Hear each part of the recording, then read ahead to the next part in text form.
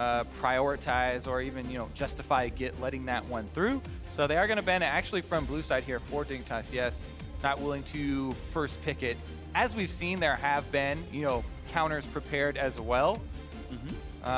Like the Akaadian. I know a decent amount of people with their own specific counters that they didn't want me to spoil yet. Sure. But a lot of them do involve taking exhaust in the mid lane to counter her all-ins. Absolutely. We'll see here, though. Those junglers we were talking about, two of the premier ones right off the bat, no surprise. No surprise at all. Kha'Zix's first pick worthy we've seen from several teams in the North American LCS and worldwide. And now it's time for Ssumday to make the first choice here in picks and bans, and the stock in Varus has been rising. And looks like the bot lane role will be picked in the first round right away. Of course, we know Ashe and Jhin still available, and there's plenty of time for Echofox to grab them. Yeah, for me, for the red side, I would definitely like to dictate the next two roles at the moment. I mean, you're going to want to pick up Ashe, because like we said, second ban phase really whittles those AD carries down. But you don't have to do it super early. There's no reason for you to rush that in the first two picks. Probably save it for that last pick in the first phase. Meanwhile, there it is, picking up that Rek'Sai. Yeah, it's so much about the information that you do get with your Tremor Sense as well and controlling that early game. Meanwhile, the Zyra, one of your favorites, Phreak, I know, from the bottom lane, a lot of laning power there. Yep, it's going to be Keith playing support this game. Gate is hard carrying on Zyra, calling it already here in this match. Early rotation out of the Rek'Sai as well. Of course, we know 3 of the roles so far in this game. We will have desynced roles at the end of the first pick phase, as now Ryze picked up 4 roles with 2 picks to go. Interesting. So they either have to decide if they want to let jungle get pinched a bit further or the support role, because, Malzahar is still up. There are quite a few high-profile ones, like Karma is still available as well, and they're just gonna let Echofox have another whack at those in the ban phase, it looks like. All right, Echofox, do you grab Misfortune, or not Misfortune, that's just silly. Do you grab Ashe or Jhin, the expected A-tier AD carries left over, or do you go for the mid lane Cassiopeia, preempting the bans that can come out? That's basically the choices, according to the tier list book, that are left available for Echofox. Yeah, they have something else in mind. Definitely both routes do have their pros.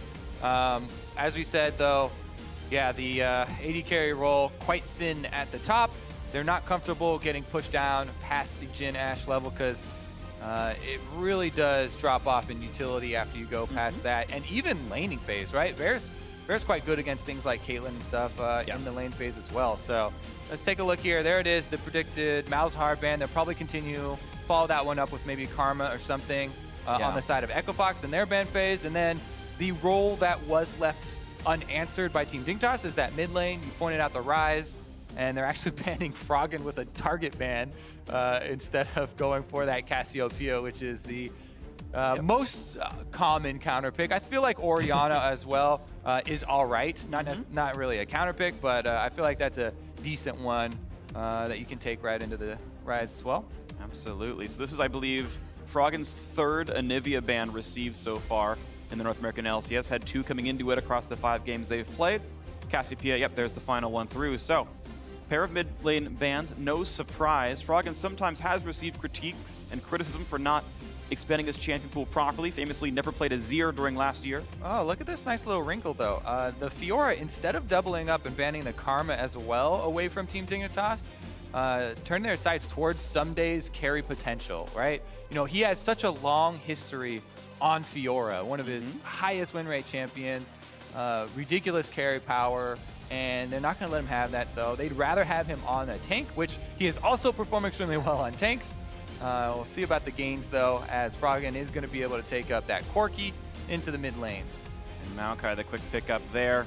Famous for Fiora or not, Maokai still highly prioritized top laner, and the question is, does Looper, now that the Fiora's gone, have a good matchup into that one? We could see the attack speed Kennen build, the Wits End Hurricane we've been seeing popularized in Korea, everyone picking it up pretty quickly as well, and Xpecial, you can see talking back and forth with the coach, shakes his head, no, I don't want to play that. How about the Karma? Gonna be locked in. Yeah, there's a Karma. And we already went over the trade-off here. They decided to target Ben the Fiora, put Ssumday on a tank in exchange for letting that Karma through for the lane phase, so that Dignitas actually feel pretty good about that bottom lane, even though it is into the Ashe Zyra, which is one of the most highly prized. But then the top lane. You mentioned already the Kennen possibility, but Looks like it will just be, again, the classic Maokai Nautilus that we are very well acquainted with this season. I feel like at this point we need to make a lore matchup where suddenly Maokai and Nautilus don't like each other as like reanimated almost humans. Or non-humans at this point, who knows? It's honestly is interesting how it makes the team fight shape up, right? Because the Maokai and Nautilus are so often just locked into that hand-to-hand combat, and how you draft your backline really turns more towards what champions are really good at threading damage past a super tank in the front, right? You know, Maokai and Nautilus are locked in heads up, but Varus can shoot arrows past them, trying to snipe out the backline, even going with the lethality build so they can do more damage to the backline. And then you just, whoever takes out the other backline first, then turns their attention towards the tank. And they're the only team with DPS left, so able to clean it up that way. Meanwhile, Echo Fox have drafted pretty good.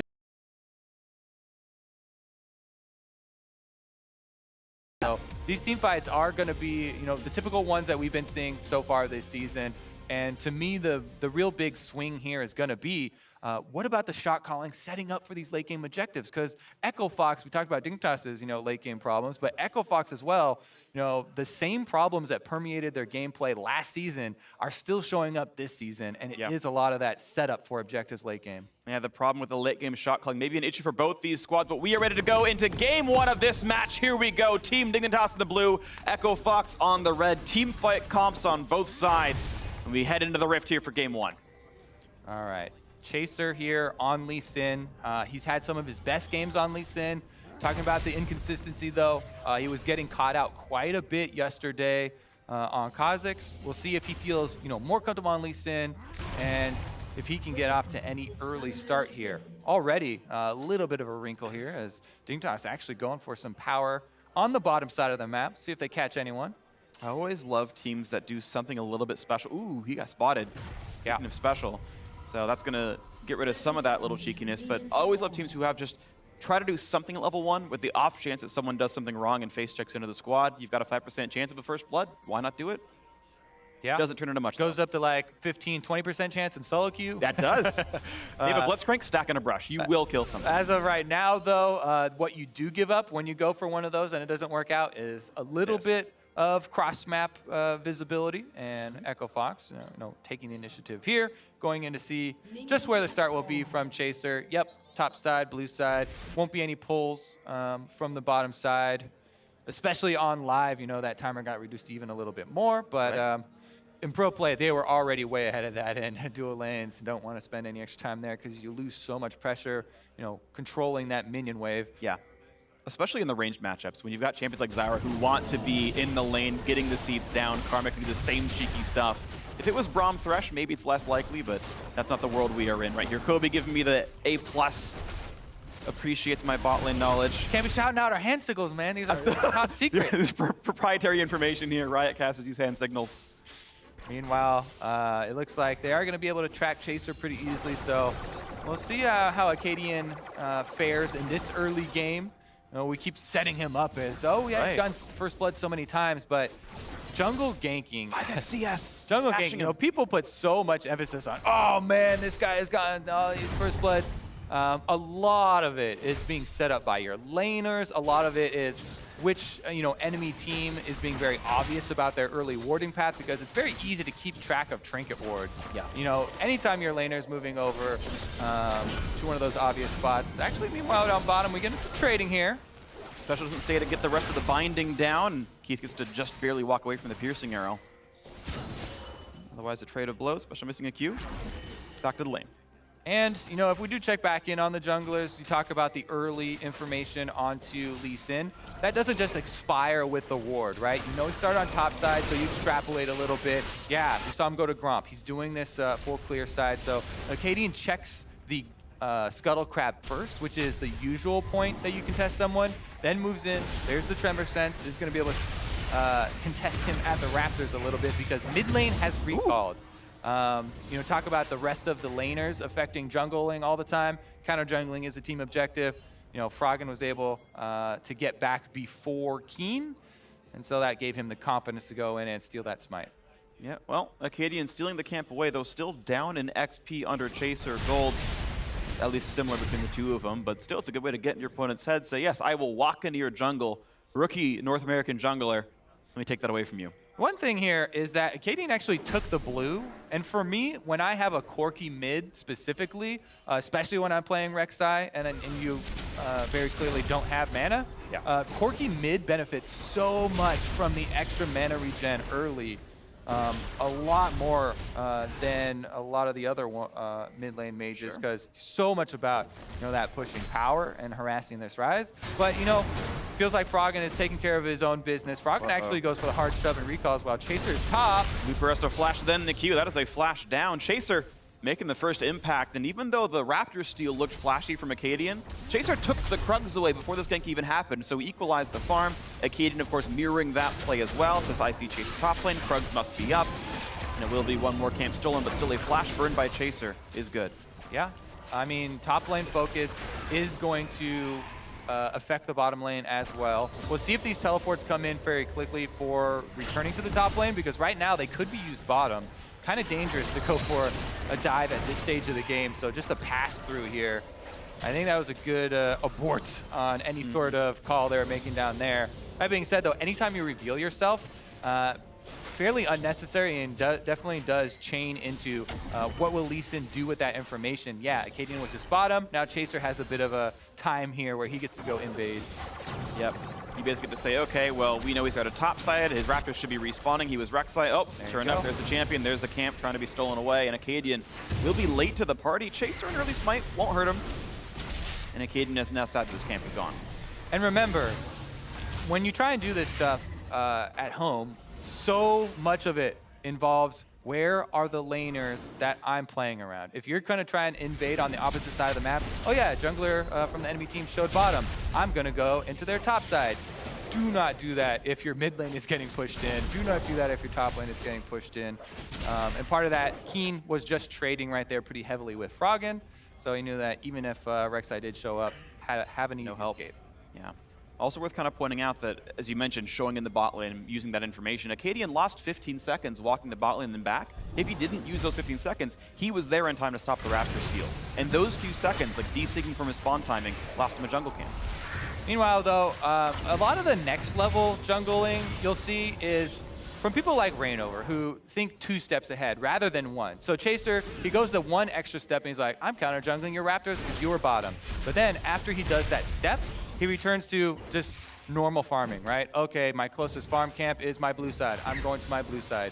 Whereas someone like Reignover, we've seen him, he will go back to his own red side to counter the counter jungle that Akaadian wants to do from Akaadian and make sure that those aren't there. Because you didn't take the extra step as Chaser, Akaadian catches right back up, and it actually doesn't result in any really big swing. And those are the types of things that we have always praised Reignover for. That's just an example. And Chaser, as we said, some inconsistencies. It does come from a lot of his successes were really good ganks, which are things that are a lot less standard and a lot less reliable than those small camp advantages and the small farm advantages that you get from planning out a little bit better. Yep. And just to quantify what that means right now, gold difference between the two junglers, about 250. Akaadian in the lead. The extra camps he's stolen away just slightly in his favor. That said, Team Dignitas winning overall as a team. +7 minions in the top lane, +13 in the bot lane. Laud and Xpecial continuing to do very well in the laning phase. And Keith and Gate behind once again. Quick blue handoff. Keane's got that. It's going to feel good. Similar timing should be available to Froggen once that respawns, which should be in the next 35 seconds or so. Also, we're seeing a lot more blue side control wards come out here. Team Dignitas, you can tell, there's so much focus on controlling the space around Keane and this Ryze. And they've got both sides of the river pretty well warded. The one area they don't is this Infernal Drake, though. So if you spend so much vision up there, on the top side of the river and around mid lane, you still always have to worry about early confrontation down here around Infernal Drake because it's so good at snowballing. Not only do you focus the bottom lane and if you get a big swing there, you can snowball that later into the game, but so much extra damage if the Drake is the extra prize. We'll see when these prizes come through. Gold back to Tide. Lotto nearly flashed parallel to the arrow. Had to still juke it. Gets away with it, though. Yeah, we do see that a decent amount of times, flashing in a straight line away from danger. But that is actually really important trading. That's why we see so many Ashes go for those arrows, even if they're pretty clearly be flashed away. Yeah. Such smaller cooldown there.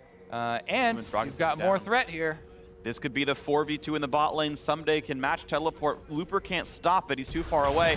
There's the flash route, cuts him off to the side. This could be the play. Looking for it, but catches nothing. Chase is already there to spot it out and gates one hit from dead. Froggen trading blows the front line, dies to Ssumday. Lod will lose his life, but it's 2 for 1 so far. In advantage to Team Dignitas. Make that 3 already. This play is going so much better. Just eviscerating the Echo Fox lineup 3-2 as one gets turned around by Looper, but still.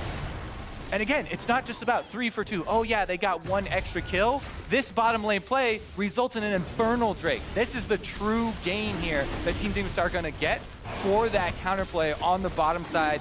Initiation there from Echo Fox. And a lot of the power of this Corki and his first package is in actually cutting up the fight with your package.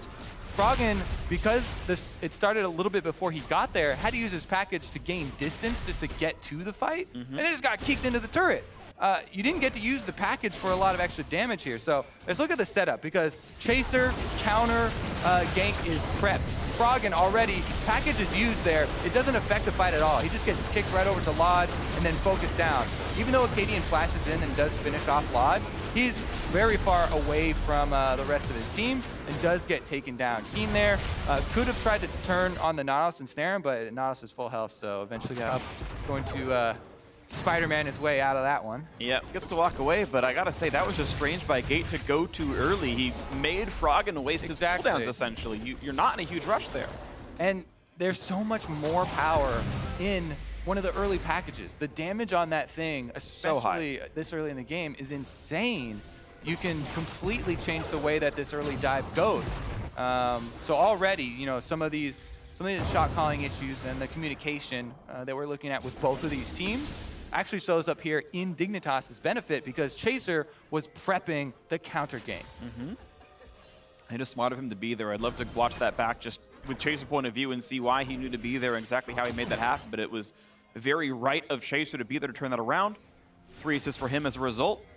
Good early start for Team Dignitas. One of the big things as a jungler that you look for in setting up these counter ganks, I'm glad you asked that question, is blown summoners. You know, where would I target if I was on the enemy team? We just saw this Ashe arrow used for the flash a lot, and mid lane pushed up, started to roam. You're thinking, okay, my bottom lane is a juicy target for the enemy, so I'm gonna go, you know, maybe clear my Krugs so I'm in the area, and then wait around. And those are the types of plays, right? You just go for the highest percentage. There's no guarantee that it is gonna happen, but you try and think what's the most juicy target basically for the enemy team, and it really pays off there. Counter ganks are one of the most high yield basically jungle plays early in the game. Because the enemy uses so many movement abilities just to try and create the play that you have a lot of extra counters for the actual fight, just like we saw there, you know, with Froggen and the package. Absolutely agree. Of course, the air raid siren of picking up the package never hurts. That's a guys. There's a gank in a minute. In the next 60 seconds, someone's gonna die. Maybe I went too small, and there's this big alarm going. Woo, woo, woo! AD carry without flash, and we got a package. Well. Special delivery went in the favor of Team Dignitas. They opened up a couple 100,000 gold. 100 or 1,000 gold, that's a bit closer of an estimate. Either way, let's see how else it can pan out. Only 1,100 gold difference. This is certainly winnable by Echo Fox. We'll see what can happen here. Quick control over the wards. Akaadian's gonna ult back on the top side, take his red buff away. Under the guise of Froggen and Looper being nearby as well, in case there was an invade, but there wasn't, and so they're gonna be okay. Yeah. Back to a pause. Yeah, I mean, so we're going to check back in like on these stats, right? Because at the beginning of the game, you mentioned, okay, so they have these good average gold stats for the first couple of days of games. And that's why we always talk about, you know, the variance in putting so much stock in early game successful ganks. Yeah, that can make you look super great, and you're like, oh my god, this jungler, he's amazing, right? But how are Echo Fox going to do when, you know, they don't find success, right, with those early ganks? And those things are very unreliable sources of gold. now that they haven't had that, you know, and due to the small sample size earlier, we'll see what Dignitas can actually do to pressure these guys when they aren't starting out with a, you know, 10-minute and definitely looking hard for them to get a 20-minute gold lead as Dig are off to a pretty good start here. Infernal Drake on top of that gold, by the way. It's got to feel good for Team Dignitas. They've got kind of everything they need. You know Maokai is going to scale better than Nautilus. Typically, Nautilus seen as the better laner. He's supposed to be able to bully a little bit. This hasn't happened here. Ssumday winning a matchup that maybe via skill is supposed to anyway. Package number 2. Looking for the play. Arrow, nice juke by Xpecial. Package not going to be sent. Looks like it's going to be returned to sender here. No one is home to answer the door. Yeah, Echo Fox took more damage going for that than Team Dignitas did. And they didn't have to expend anything but a simple Karma Shield for the extra speed boost. Meanwhile, Froggen trying to get back to the mid lane, gives up maybe 1 CS there as Keane on the Ryze, farming straight up. He's got the tier, Rod of Ages is stacking. Feels very nice about this Ryze, about to hit that mid-game power spike. And this is going to be where Team Dignitas can turn it on, right? We mentioned Ssumday. We mentioned how this guy's a star for the team. And how he's done it on the Maokai are these timely teleports to the other side of the map to get flanks in and snare the enemy in place, allowing the rest of the team to actually pick up extra kills. And it's been good so far. Team Dignitas able to withstand the early game pretty well. And we'll see what their mid game ends up looking like here as they continue to stack up and scale, and we'll see when their first move really ends up being. Yeah, I mean, even with a Mountain Drake coming up in 25 seconds, and Team Dignitas, they don't have a giant lead at the moment, but it already gets a little scary for Echo Fox, right? Because their vision was just cleared out. And we always talk about prep. Dignitas, good job here prepping for this next Drake. If I'm Echo Fox, you're going to want to try and get some wards in the area. You have to be very safe about doing it, though, because it's very difficult, to face check this Dignitas squad as they're moving in and contesting even blue buff territory. Looking for it, getting poked back into the Froggen steal comes through. Lod from downtown secures it. How about infinite mana on Varus? Feels pretty good, man. Oh my goodness. Varus can poke you through those 2 corridors leading up to the Drake now, too. Ssumday has this top lane pushing. All things are pointing towards really good preparation here for Team Dignitas to be able to get another Drake in their hands. You know, Gate was just forced back the lane, and Akaadian, he's scrambling for it. We need to get some vision down here. We don't want Team Dignitas to be able to set up, and they're doing just that. So holding on for right now. We'll see if the action explodes, though, because you also want to keep an eye on that minion wave top as Ssumday keeps shoving it in, right? He's prepping himself to teleport down so that even if they answer teleports, Looper will lose more. Right, it's worth pointing out that, hold on, that's a play on the Gate. Exhaust forced out, Chase nearly dies. Gate the same! Lod again, his second snipe in a row, doing beautifully here on this Varus. Oh, American Sniper here. Lod able to steal away the blue, snipe down the Zyra, and there it is. You know, preparation is rewarded in the end, and that will be Mountain Drake uncontested now. Plus, they don't even have to call Ssumday. He can continue to push Looper in on the top side. All right, Team Dignitas so far, only good moves, or at least only moves in their favor this game right now. 4-2, up 2 Drakes as well, 2,000 gold lead. Eventually the first turret will fall, and it's looking like bot lane might be that effort.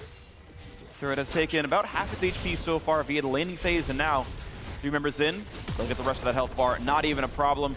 Mountain Drake obviously helps it, and pop goes the first turret of the game. 3,000 gold lead now for Team Dignitas. Yeah, this game is such a good example of how the small advantages really do accumulate and result in big rewards here. The reason Chaser's going to go for this, he saw Zyra go for the snare already, so a big ability down. You can't really always count on Lod hitting that, but very nice snipe there. And as we said, those corridors, certainly can't count on him hitting it, but definitely increase your chances when you know, Fox is on red side and the early Drake control is over to a Varus squad. You know, all things really pointed to that play from Team Dignitas, and I like how they just set it up so far in advance. Yeah, unlucky for Gate, Lod was in fog of war when he shot the arrow, so even though Gate had flash up, I don't think he had the means of dodging the arrow because he couldn't see it in time. Maybe it could have happened, but either way, of course, a good play by Team Dignitas. The capitalization all there, and we'll see what the next play is now that they've broken the outer bottom turret. They can get more done on the map. Yeah, I mean, I want to look at it from Echo Fox side too, because you know we usually criticize them for this lack of ability to really create advantageous situations for themselves. And when you do take away that vision, and remember, this vision war started from minute 2, basically, where Team Dignitas were the ones accumulating that step by step. Taking away that vision, like you said, really results in those types of plays, right? It reduces your reaction time, not only to dodging arrows, but even getting into the right place, even seeing them move to a certain side of the map and setting that stuff up. Makes it difficult to do the right thing, Echo Fox, when you don't have any vision right here, and the battle is continuing. Of course, a double Sightstone team, Lee Sin always going to be that. Worth pointing out, Akaadian did go Warrior Enchant on the Rek'Sai. That is atypical for the champion, but it's what he's gone for here. Looking for the arrow into the mid lane, not going to find anything, and I believe 0 have landed all game. 1 forced a flash, the rest have all been sidesteps. Yeah, I mean, Karma, that's the other thing you got to mention. The extra speed makes it pretty easy. And as for the vision point, there were wards. Arrow was coming down the river right over the wards. You get to see it then. It really does help you in your dodging skills. Yeah. And meanwhile, Team Dignitas just slow and steady here. Sending Keane up to the top side. Ryze, notorious 1v1 power, notorious split pusher. And as you said, his Rod of Ages almost done stacking. Tier is stacking up super nicely. He claims his turret. No confrontation here from Echo Fox quite yet. And no confrontation needed for Team Dignitas. They're about to knock down the 3rd and final outer turret right here.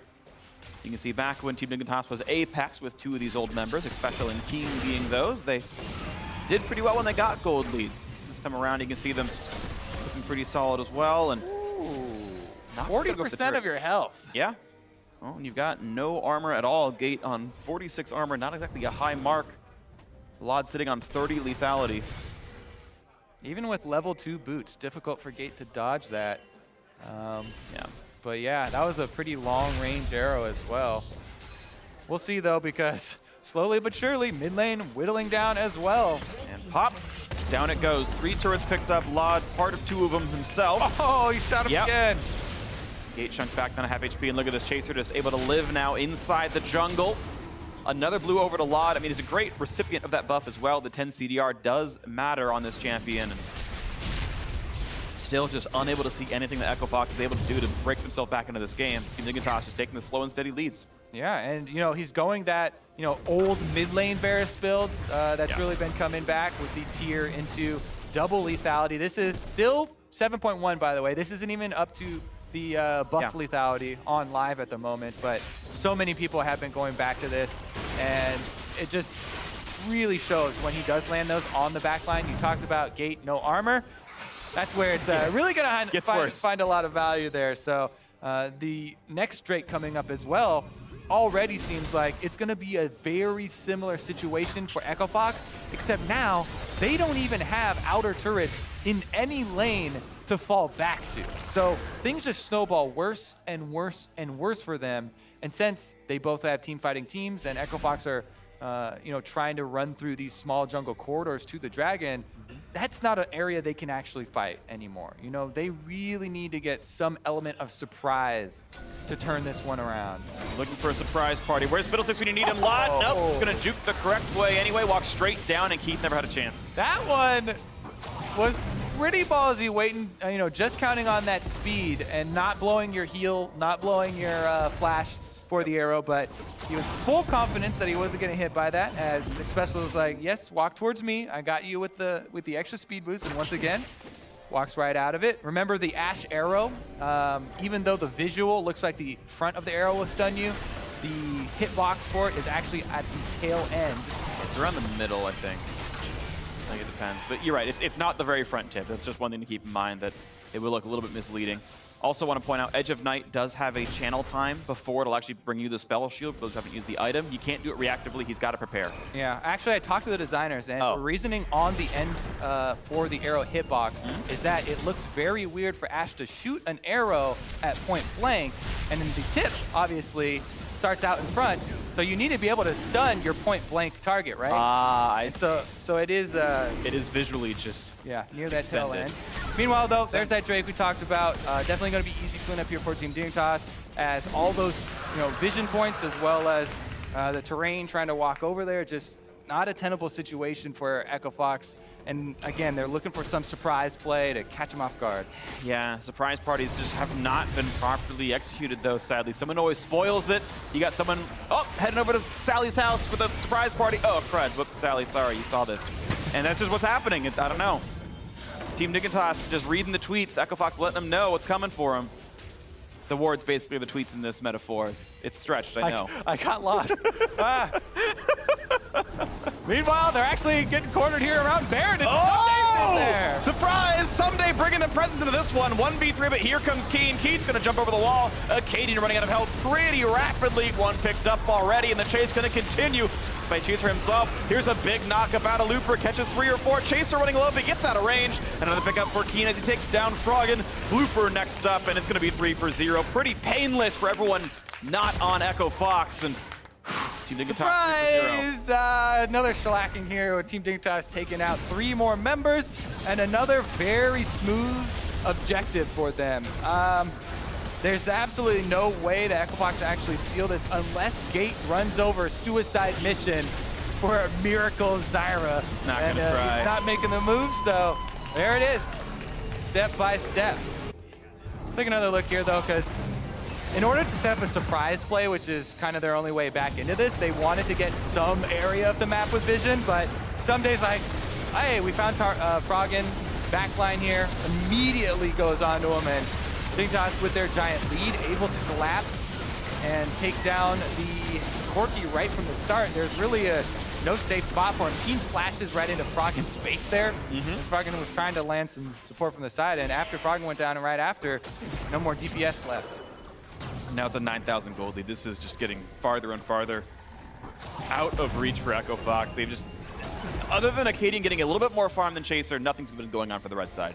Yeah, I mean, they really need to regroup here and look at things for their next opportunity, because this is a best of 3, and next game they're going to need to really put more focus on that vision. I know it looked like a very slow early game here, and it was very methodical from Team Dignitas. With the leads they were able to slowly push through, just made their decision-making very, very simple with the extra vision that they did have to work with. Whereas Echo Fox here, again, we talked about last season, kind of same issues really coming up for them here. You know, who's going to be the one to take the initiative for these guys? I don't know. We're looking for it, but we've not found it right now for Echo Fox. Initiative not being rolled, getting a 1. They're always a slow ones here at ACT. Team Dignitas looking for just the closing of the game now, 27 minutes in. Baron buff on. Turret's just falling with dominoes. Yeah. I mean, I guess technically Echo Fox did go for plays early in the game, went to bottom yeah, plays. It's just that they were very low percentage plays, and they revealed themselves each time they did. So Team Dignitas was able to take countermeasures here, and right now, man, this is really snowballing out of control. You look at the options for Team Dignitas to end this, and they're plentiful. Yeah. They can even go for turret dives at the moment here with some... Oh, they're going for it, actually. All right, knock up on a lob. The hook's going to land as well. That's going to be a dead Varus. 5v4. Gate chunked out. Make it a 4v4 now as one goes down. Looking for a bit more. They root onto Looper. Ssumday happy to take the turret. And Nautilus running out of health pretty rapidly. Q's going to land. Take it. Just kidding. It'd be the wrong choice. Good job there for Keith and Echo Fox. You need to take every opportunity for you. However, even with landing an arrow on the AD carry and being able to hook him back in with the Nautilus, you still lose out. You get a 1-for-1 and you lose your inhibitor turret. Here we go, Looper trying to make it up though. Teleport play, can they make it happen? Looper just running out of health way too rapidly. Look at that kickback on the Keith, as beautiful as it could have been. Chaser opening it up. Akaadian next up in the chopping block, 2 for 0. Into the base they go. Team Dignitas grab their first inhibitor, and they're not even slowing down just yet. Chaser injured, but they can close the game out right here. Echo Fox hoping to keep their base alive. Will it even matter though? Looper again getting chunked out, getting assaulted, getting taken out. Has to go back. Getting a 4,000 shield. Okay, big enough. He'll survive in this one.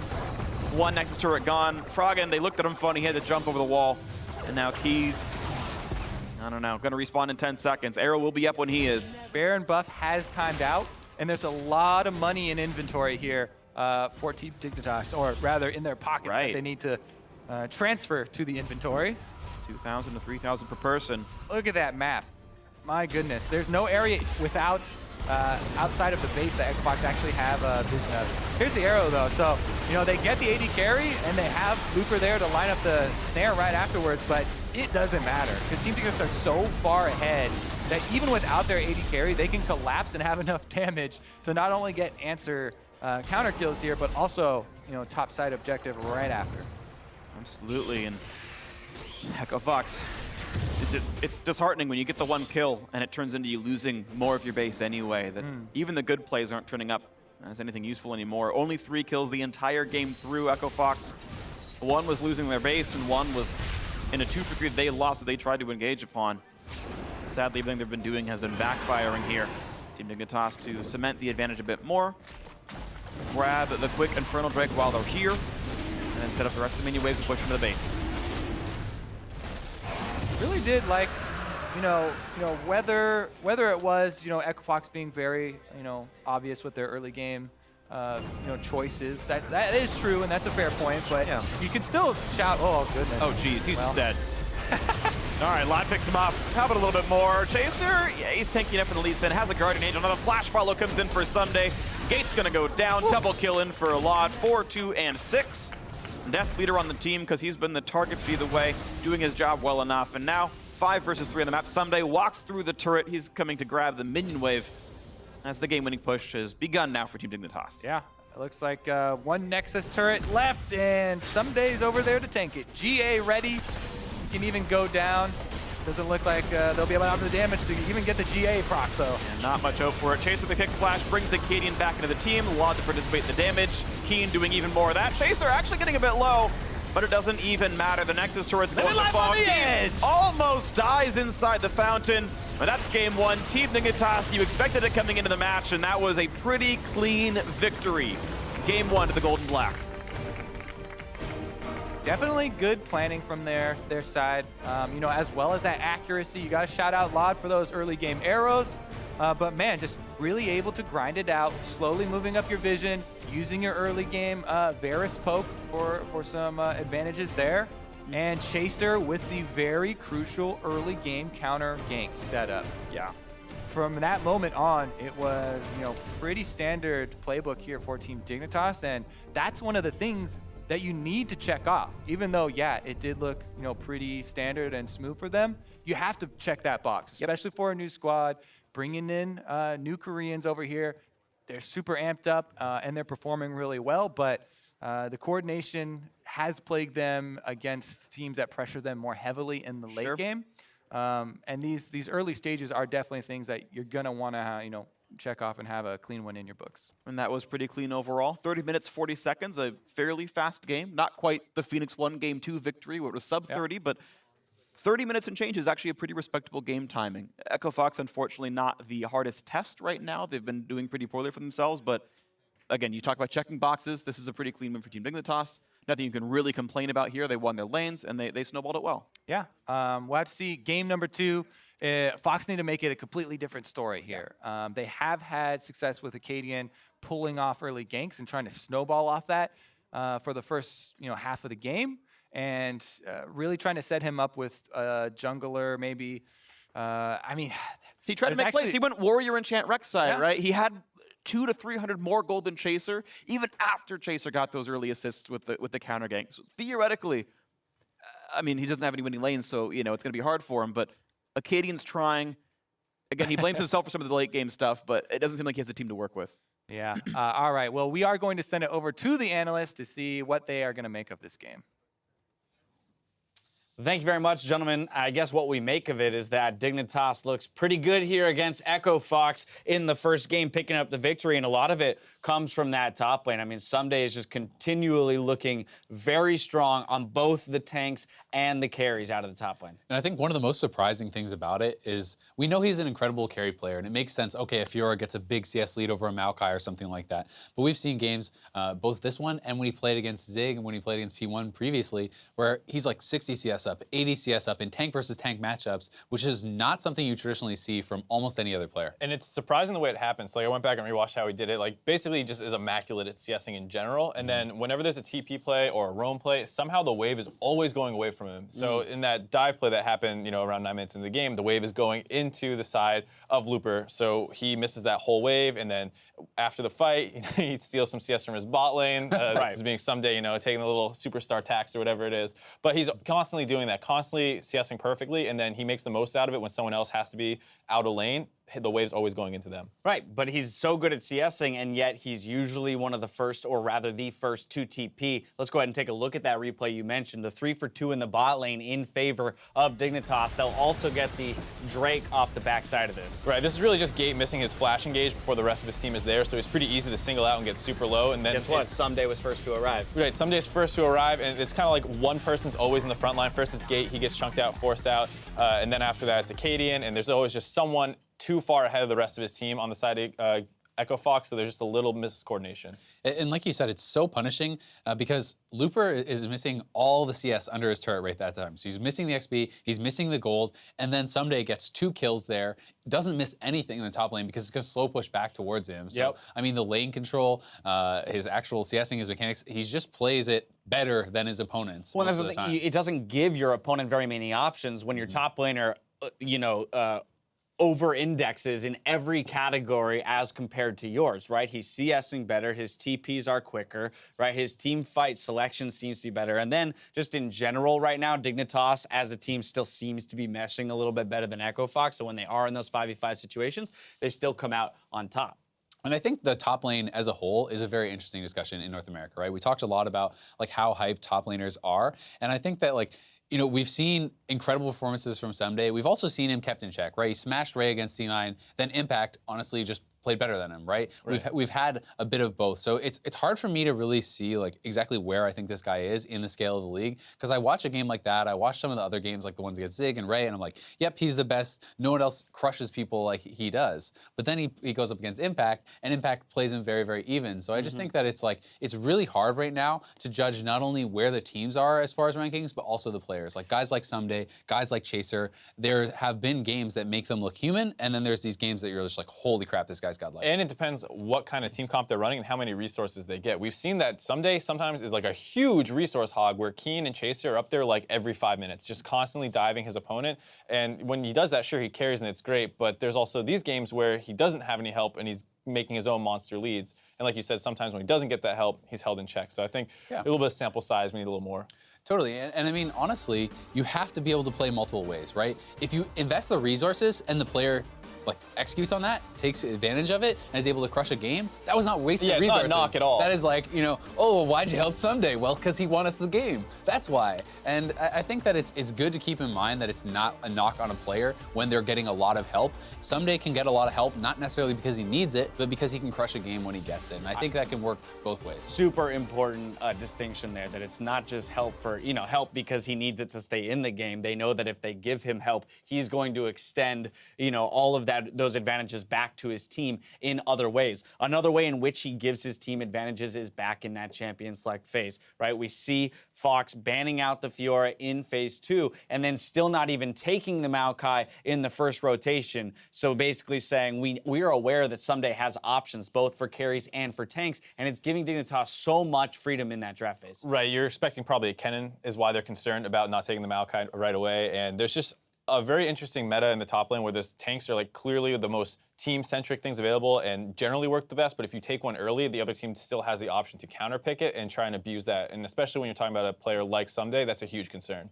Yeah, and while we focus on the top lane and specifically Ssumday here, player of the game is going to go to Chaser for counter ganking into the bot lane, that big fight that gets the whole ball rolling. And then in general, I mean, 0-0-11 on the scoreline there. See, where are the kills? Not too many faults or mistakes to be found within his game either. And honestly, all assists is generally the perfect scoreline for most of the junglers. Likely Sin, yeah, sure, it's great if he gets some kills early, snowballing, but it's much better when you give those kills over to your carries. When that does happen, it's pretty much an ideal game. And Chaser, we talked about it. He has had incredible games. He has also had some where he didn't look that good. This was a really bright one for him, and I think he deserves it. Yeah, 2-0 Maokai gives you the freedom to dive any turret you want. We'll see if Echo Fox can even up the score when we come back with Game 2 against Team Dignitas.